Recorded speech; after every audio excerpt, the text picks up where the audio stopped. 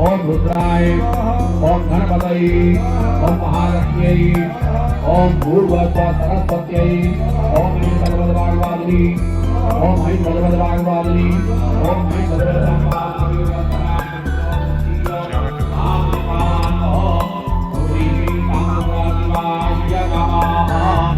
हरि ओम गणानां स्वागतं भवामहे वीराणां स्वागतं भवामहे धीराणां स्वागतं भवामहे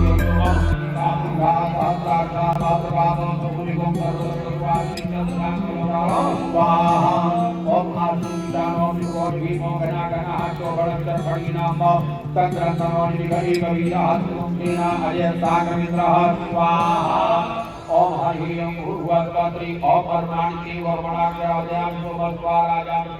प्राप्त करेंगे, अभ्युदय प्राप्त करेंगे, कल्याण प्राप्त करेंगे। हमारे गुरुदेव संपूर्ण होकर के हमारे बीच उपस्थित हैं।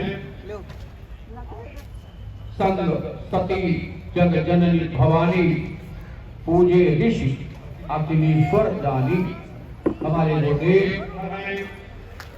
हम उपस्थित हो या ना हो, हमारे संकल्प की पूर्ति का प्रयास हमारे सदगुरुदेव करते हैं, देवों से प्रार्थना करते हैं, कराते हैं और सभी के अंदर वो भाव पैदा करते हैं कि जो नहीं आए हैं वो भी आगे हैं, हमारे हैं, जो नहीं आ पाए तो उनके लिए भी हम यहाँ ईश्वर की प्रार्थना कर रहे हैं। सभी कुंडाचार्यों की दक्षता इसी में होती है कि अग्नि का निरीक्षण उनकी आंखों से इधर उधर न हो। हरि ओम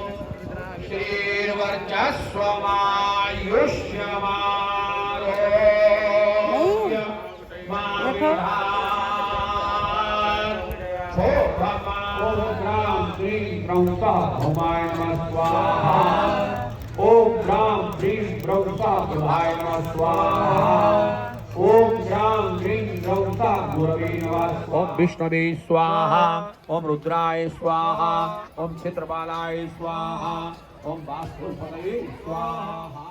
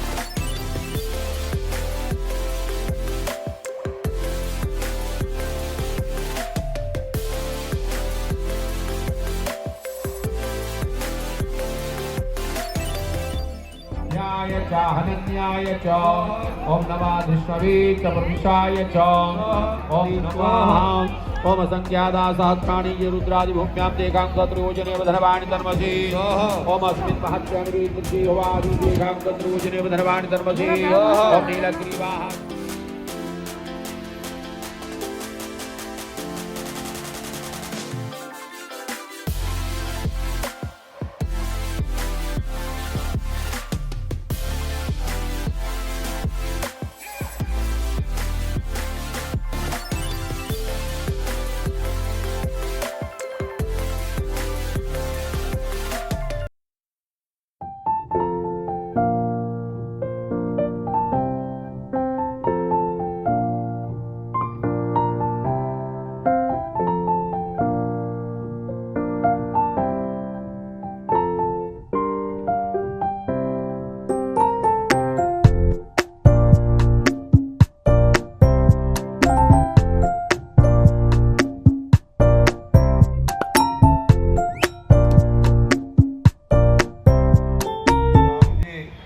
रावण को जीतने के लिए संकल्पित हुए तो भगवान शिव ने उनको भी विजयश्री का वरदान दिया। भगवान शिव ये नहीं कहते कि ये मेरा तेरा है, सबको योग्यता के अनुसार भी देते हैं, कृपा के अनुसार भी देते हैं, कर्म के अनुसार भी देते हैं। यदि कोई व्यक्ति दिए का ठीक उपयोग नहीं करता, दुरुपयोग करता है, तो फिर वो छीनते भी हैं, दंडित भी करते हैं। इसलिए रावण की लंका चली गई, लेकिन धर्मात्मा को मिल गई। यही परंपरा है कि यदि आप योग्य बने रहें, भगवान ने कृपा पूर्वक आपको दिया, अब आप उसे संभालने वाले जरूर बने। ये भी एक बात ध्यान रखिए कि भगवान शिव के दर पर आकर सबके आंसुओं का और सबकी पीड़ाओं का हिसाब होता है। वे सब पर कृपा करते हैं, और यहाँ जो आ गया तो ये ध्यान रख लीजिए कि कोई भी खाली झोली नहीं जाएगा, सबकी झोलियाँ भरी जाएंगी, सबकी मनोकामना पूरी होगी। किसी के ऊपर बहुत बड़ा संकट हो और कोई भी देवी देवता की पूजा करने के बाद कामना बनता हो, तो आखिर में लोग कहते हैं महाकालेश्वर की पूजा कीजिए, महामृत्युंजय की पूजा कीजिए, भगवान शिव की शरण में जाइए। कोई ठीक नहीं हो पा रहा है, इलाज करते करते थक जाएं, आखिर में महामृत्युंजय का जाप किया जाता है। और तब भी बात ना बने तो महाकाल और महाकाली दोनों की पूजा साथ साथ होती है। तो उस समय वह मंत्र जिसको परमाणु अस्त्र की तरह माना जाता है, वह है मृत संजीवनी विद्या। उस मंत्र के द्वारा, मृत संजीवनी मंत्र से आहुति देकर भगवान से कृपा मांगते हैं कि इसके भाग्य में, इसके परिवार को ध्यान में रखकर, बच्चों को ध्यान में रखकर इसे फिर से एक जीने का अवसर प्रदान करो, इसका सौभाग्य बने। और कृपा होती भी है। ये भी ध्यान रखिए कि जिनकी विवाह शादी वगैरह नहीं हो पा रही है, तो ऐसी कुमारी कन्या हो, कोई वर हो, उनके लिए भी माना जाता है कि केवल शिव आराधना करें। शिव आराधना करने से सब कृपा हो जाती है। जिनके पास धन वैभव की कमी है और कुछ भी बात नहीं बन पा रही, तो चल अचल संपदा देने वाले भी भगवान शिव हैं। कोई भी ऐसा क्षेत्र नहीं है, मतलब उन्नति करनी है, किसी को शिखर पर पहुंचना है, तो भगवान के जो 12 ज्योतिर्लिंग वाला स्वरूप है, केदारनाथ की उपासना कीजिए, कृपा होगी। घर परिवार का कल्याण आप चाहते हैं तो आप भगवान पशुपतिनाथ की पूजा कीजिए, और यदि आप निरोग रहना चाहते हैं तो वैद्यनाथ की पूजा कीजिए।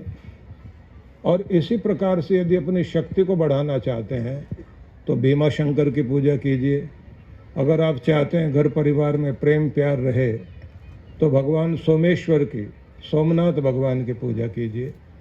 और यदि आप ये चाहते हैं संपूर्ण रूप से प्रगति हो तो काशी विश्वनाथ की उपासना कीजिए। शिव को ही अलग अलग रूपों में पूजा जाता है और शिव हर रूप में कृपा करते हैं, कल्याण करते हैं। इसलिए आप सबसे निवेदन है कि शिव आराधना करें, लेकिन एक नियम है, भगवान शिव के दर पर आप श्रद्धा भाव से जाइए। आपके पास में जल है, आपके पास में पुष्प है, अर्पित कीजिए। पानी भी नहीं हो, फूल भी नहीं हो, कोई पत्ता ही तोड़ के भगवान को चढ़ाइए। आप कुछ नहीं तो जो कहीं भी कुछ नहीं उगता वो उठा लीजिए आप। अर्क के फूल, पत्ते, धतूरा, बेलपत्र, मतलब सब वो जड़ी बूटियाँ जो इस संसार भर में आप लोग देखते हैं कि वैद्यों के पास होती है चिकित्सा के लिए, वो सब भगवान शिव को अर्पित की जाती है। उसका मतलब भगवान कोई भांग खाते हैं ऐसा नहीं है। उसका सीधा अर्थ होता है कि भगवान शिव जो है वैद्यनाथ हैं, उनकी बनाई हुई हर जड़ी बूटी वो मनुष्य के कल्याण के लिए है। इसलिए आप लोगों ने देखा होगा पहाड़ी रास्ते पर कभी आप जाएं तो वहाँ पर एक बिच्छू बूटी होती है, लेकिन उसी के साथ में भगवान ने वहाँ पर चिकने पत्तों वाली एक दूसरी बूटी भी उगा रखी है। अगर कोई गलती से छू लेता है और उसके शरीर में खुजली होने लग जाए तो उसी समय जो है वो चिकने पत्ते वाली बूटी उठाओ, वो रगड़ दीजिए तो कल्याण हो जाए। नहीं कुछ बात बने तो गाय के गोबर का प्रयोग कर लीजिए, जो डॉक्टर का इंजेक्शन काम नहीं करेगा वो काम कर जाएगी। तो हर जगह भगवान ने अगर एक औषध अलग तरह की बनाई है तो उसके साथ में दूसरी औषध भी कल्याण के लिए बनाई है। सब जगह इस तरह से भगवान की व्यवस्था है।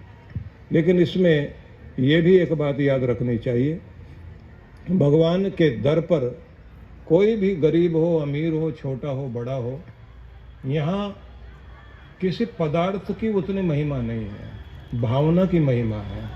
अगर भावना से आप करते हैं वो भावना भगवान तक पहुँचती है। इसलिए पूजा पाठ करते समय भी जब आप भावपूर्ण हो जाते हैं तब कृपा होती है। इसलिए ये याद रखिए कि आपका मंत्र यंत्रवत चल रहा हो, मशीन बनकर आप कुछ कर रहे हैं, टेप रिकॉर्ड बन के कर रहे हैं, तो उसका जो है बहुत थोड़ा लाभ है। लेकिन यदि आप भावपूर्ण ढंग से कर रहे हैं तो उसका 100 गुना लाभ है। इसलिए श्रद्धा भावना ही सब कुछ है, श्रद्धा भावना से आप करें। एक और चीज़ आपने देखी होगी, भगवान शिव के शिवालय के बाहर नंदी हैं जिनके 3 पांव नहीं दिखाई देते, केवल एक पांव थोड़ा सा उठा हुआ दिखाई देता है, जिसका मतलब ये माना जाता है कि ये 4 पांव वाला नंदी धर्म है, जिस पर आरूढ़ होकर के भगवान शिव सबके कल्याण के लिए पूरे विश्व का भ्रमण करते हैं। लेकिन कलयुग में 3 पांव छिपे हुए हैं, एक ही उठा हुआ है, क्योंकि 4 पुरुषार्थ 4 प्रकार से 4 दिशा में धर्म कर्म करने वाले लोग पहले थे। अब केवल मात्र एक अंश ही लोगों के जीवन में भक्ति रह गई, वो भी झटका वटका लग जाए कभी ज़िंदगी में तब भक्ति जागती है। किसी की 42 साल के बाद जागती है, कोई होते हैं भाग्यशाली जिनकी जो है शुरुआत से भक्ति जाग जाती है, कुछ वो होते हैं जिनके रिटायरमेंट के बाद भक्ति जागती है, कुछ ऐसे होते हैं कि जो आखिर तक भक्ति नहीं करते, और कुछ ऐसे भी होते हैं भक्त थे लेकिन एक समय ऐसा आया कि संगति खराब हो गई, वो भक्ति छोड़ दी, गलत तरफ चले गए। लेकिन मौका भगवान सबको देते हैं। पर ये बात जरूर ध्यान रख लीजिए, जो धर्म करता रहेगा भगवान शिव और माँ पार्वती उस पर जरूर कृपा करते हैं। इसलिए धर्म को नहीं छोड़ना। महाभारत में जो ये कहा है, धर्मो रक्षति रक्षितः, जो धर्म की रक्षा करता है, धर्म वचन देता है उसे कि मैं तुम्हारी रक्षा करूंगा। अगर तू अपना नियम छोड़ता है तो फिर मैं भी अपना कवच छोड़ दूंगा। आप सबके चारों तरफ जो है एक कवच बना रहता है, और वो कवच जो है वो आपकी सुरक्षा के लिए है। तो धर्म करना, आप किस रूप में धर्म करें? घर में माता पिता का सम्मान करना, अपने पितरों का सम्मान करना, अपने गुरु का सम्मान करना, अपनी ड्यूटी हर दिन पूरी करनी है, अपनी पाठ पूजा हर दिन नियम से निभाएं, अपने घर में प्रेम प्यार के साथ रहते हुए अपना दान पुण्य का नियम निभाएं। और उससे भी ज़्यादा एक ज़रूरी चीज़ होती है, अपने बच्चों को धन का वारिस बनाओ ना बनाओ, लेकिन धर्म का, अच्छे संस्कारों का वारिस जरूर बनाओ। उन्हें अच्छे संस्कार दो, नहीं तो आपकी दौलत आपके बच्चे ही तो हैं, वही बिगड़ गए तो फिर आपके लिए बचा क्या? जिस समय आपकी कीर्ति पताका लहराए और बच्चों की बुद्धि हो जाए खराब, तो वो तो सारा झंडा नीचे ले आते हैं। इसलिए बच्चों को संस्कार देना और उन्हें सुरक्षित रखना। बच्चा वही जिसे बचाना पड़ता है, तो डांट के भी बचाओ, प्यार से बचाओ, समझा के बचाओ। बचाना बहुत ज़रूरी है, नहीं तो बिगड़ गए तो आपकी अगली पीढ़ी गड़बड़ हो गई। पर इसके लिए ज़रूरी ये है, जैसे कहते हैं, जब राम जी ने लक्ष्मण से पूछा कि मैं ये जानना चाहता हूँ कि प्रत्येक व्यक्ति के जीवन में कुछ ऐसे अवसर आते हैं जब उसकी बुद्धि बिगड़ती है। पुष्पम दृष्ट्वा फलम दृष्ट्वा दृष्ट्वा च नवयौवनम एकांते कांचनम दृष्ट्वा कस्य नो विचलेत मनः। कहीं एकांत में फूल सुंदर खिला हुआ हो तो आदमी को जरूरत है या नहीं है, तोड़ने की कोशिश करेगा। कोई अच्छा स्वादिष्ट फल लगा हुआ है तो उसे तोड़ लेगा आदमी। पुष्पम दृष्ट्वा फलम दृष्ट्वा दृष्ट्वा च नवयौवनम। नवयौवन को देखकर भी लोगों के मन में विकार आता है। एकांते कांचनम दृष्ट्वा कस्य नो विचलेन मनः। किसी व्यक्ति को सोना एकांत में पड़ा मिल जाए, कोई देखने वाला नहीं है, तो कौन सा ऐसा आदमी उसको चुराने की, उठाने की कोशिश नहीं करेगा। तो लक्ष्मण को उन्होंने पूछा, जब वो पंपा सरोवर में कमल के तालाब के पास में बैठे हुए उस समय बातचीत कर रहे थे, तब लक्ष्मण कहते हैं, माता यस्य पतिव्रता पिता यस्य धार्मिक। माता पतिव्रता है, पति के आदर्श को अपना आदर्श मानकर उनके अनुकूल होकर चलती है, और दोनों मिलकर के जीवन के लक्ष्य को पाने के लिए एकजुट होकर एक ताकत बनकर काम करते हैं। पिता यस्य धार्मिक, पिता जिसका धार्मिक है। एकांते कांचनम नवयौवनम दृष्ट्वा तस्य नो विचलेत मनः। उसके मन में कभी भी सोना देखे, यौवन देखे, नवयौवन देखे, उसके मन में विकार नहीं उत्पन्न होगा। अब यहाँ उन्होंने क्या समझाया कि जिस घर में धर्म है, बस उस घर में रक्षा है, सुरक्षा है, वहाँ कल्याण है। धर्म जीवन में रहना बहुत आवश्यक है। अब धर्म जो है वही है जिस पर भगवान शिव विराजमान रहते हैं, भगवान उसी पर बैठते हैं। भगवान की सवारी धर्म है। भगवान आपके जीवन में आए, भगवान आपके घर में आए, भगवान आपकी रक्षा करे, तो उसका मतलब क्या हुआ कि आप धर्म को ध्यान में रखो। धर्म पकड़ के रखिए, भगवान आपको पकड़े रखेंगे। धर्म को आपने छोड़ दिया तो भगवान भी छोड़ देंगे। अब धर्म के साथ हमें क्या करना चाहिए? पुराने लोग बिजनेस करते थे तो वो क्या करते थे, अपनी दुकान के साथ एक छोटा सा बर्तन या पात्र रखते थे धर्मादे का। सामान बेचा तो अपने से भी कुछ डाल दिया उसमें। ग्राहक से भी कहा कि धर्मादे का पात्र है, डालो। उससे प्याऊ बनेगी, उससे स्कूल बनेंगे, मंदिर बनेंगे, धर्मशालाएं बनेंगी, कोई दवाखाना बनेगा, गांव में तालाब बनते थे। और कमाल की बात यह है कि किसान भी ये करता था कि जब उसकी फसल उठती थी उसमें से धर्मादे का अनाज निकाल के अलग रख देता था कि मैं बाद में ग्रहण करूंगा, पहला हक इसके ऊपर धर्म का है, भगवान का है, भगवान के नाम पर मुझे निकालना है। ये परंपरा थी। अब इस परंपरा को हम भूल गए।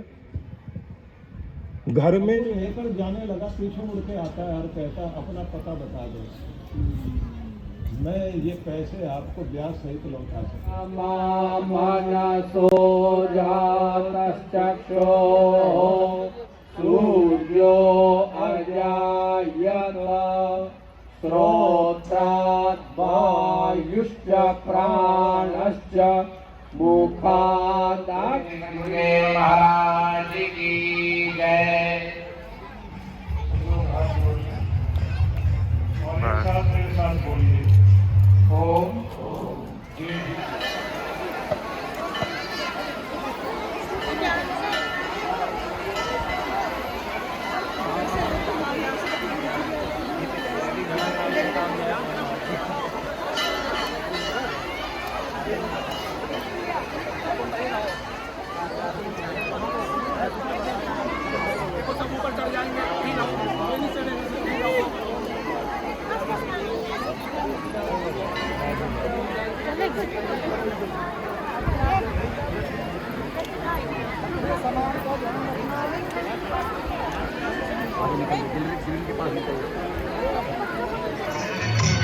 जिसे जीवन पाए गंगा तेरा पानी